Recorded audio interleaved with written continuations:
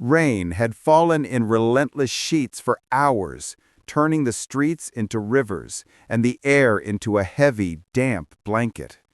On the corner of a quiet suburban street, a shape huddled on the doorstep of an abandoned house, pressed low to the wood, as if the threshold could keep the world at bay. At first, the neighbors thought it was just a stray seeking shelter, but the longer they watched, the more they realized he hadn't moved in 3 days. His fur, matted with mud and rain, clung to his thin frame. His eyes, once vibrant, now glistened with fatigue, mistrust, and an almost imperceptible plea. "Please, notice me." Children ran past, oblivious to the silent suffering at the threshold. Adults pulled their coats tighter and hurried along, making excuses. But then, one small voice, tentative, soft, cut through the noise. "Hi there," whispered a little girl named Emma, her hand outstretched. The German shepherd's ears flicked, and for the first time in days, his head lifted, eyes meeting hers. There was recognition, and something deeper, something fragile and unspoken passed between them. In that moment, the world slowed. 3 days of loneliness, hunger, and fear hung in the air like a held breath, and it all rested on a single choice. Would he trust her enough to come forward? 3 days of silence. The story opens with the community's quiet observation of the German shepherd, later named Bruno, curled on the doorstep of the empty house. Rainwater trickles around him, soaking the old wooden porch and highlighting the bones beneath his soaked coat. Neighbors speculate, some compassionate, some indifferent, but no one steps forward. 3 days pass in a blur of drizzle, wind, and isolation. Inside his mind, Bruno battles fear, mistrust, and the physical pain of hunger and fatigue, yet he refuses to leave the small patch of shelter he has claimed. Emma, a curious and compassionate 8-year-old, notices him on her walk home from school. She senses his fear and approaches slowly, speaking softly, letting her words reach him where actions cannot. She leaves a small piece of bread and sits a few feet away, patient and still, waiting. Bruno watches, trembling, but does not move.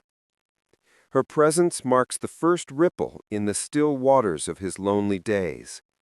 The chapter ends with Bruno inching a paw forward, tentative and hesitant, as the first spark of trust flickers in the storm. A voice among the rain. Emma returns the next day, braving puddles and wind to sit near Bruno. She talks to him about her day, about school, about stories she knows he cannot understand, but might recognize through tone and warmth. Slowly, Bruno raises his head, sniffing the air, ears twitching at her voice. He approaches, each movement cautious, his body language torn between hope and fear. Neighbors begin to notice her bravery, some offering hesitant assistance, others watching silently. Emma's parents call animal control, but Bruno recoils at the sight of strangers, retreating a step back. The chapter highlights the delicate balance of trust and fear, showing Bruno's world from both the animal and human perspective. Finally, with Emma kneeling and extending her hand, he inches closer, laying his muzzle on her knee in a gesture that is both tentative and profound. The chapter ends with Emma whispering his new name, Bruno, and a low, trembling whine echoing in the doorway, a fragile acknowledgement of connection. The first touch. Emma continues her daily visits, learning Bruno's rhythms, his hesitations, and his small signals of trust. She notices the scabs and scratches on his legs, the dullness in his eyes, the sharp intake of breath when someone approaches too quickly. Animal control arrives, but she pleads for them to wait, explaining that forcing Bruno into a cage could undo the fragile trust they've built. A veterinarian, Dr. Alcott, arrives to assess Bruno safely. He notes malnutrition, minor dehydration, and a mild infection in one paw. Dr. Alcott explains to Emma and her parents that Bruno's body is fragile and any sudden shock could be life-threatening. Using Emma's presence as a calming influence, the vet carefully begins initial treatment on the porch. Bruno allows gentle touches, leaning against her shoulder at intervals, his trembling subsiding slightly. The chapter ends with a surge of rain washing over the street, a reminder that while trust has begun, nature and circumstance are still formidable adversaries. Bruno flinches at the wind, eyes locking with Emma's, another test of courage, patience, and resilience. Bridges of trust. Bruno begins tentative steps forward, eating small portions left by Emma, allowing brief, gentle petting and following her movements with cautious attention.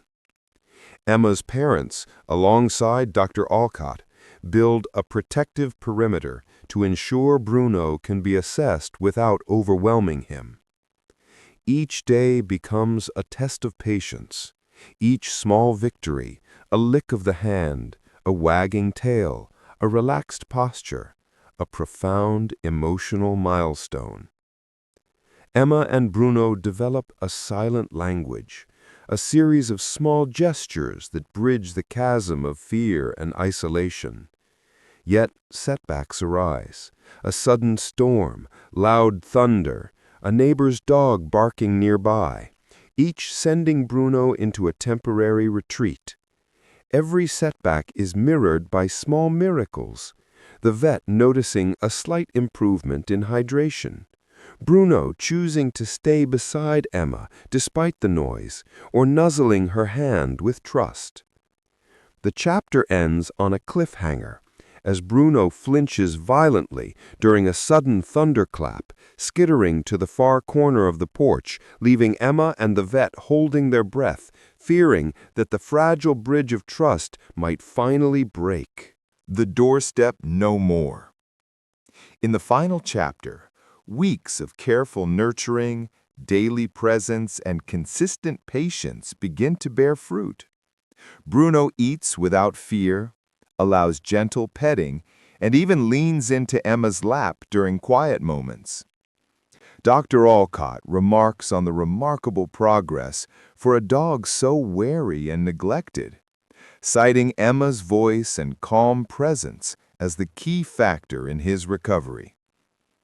Neighbors who had once ignored him now observe his transformation, a living testament to the power of compassion and perseverance.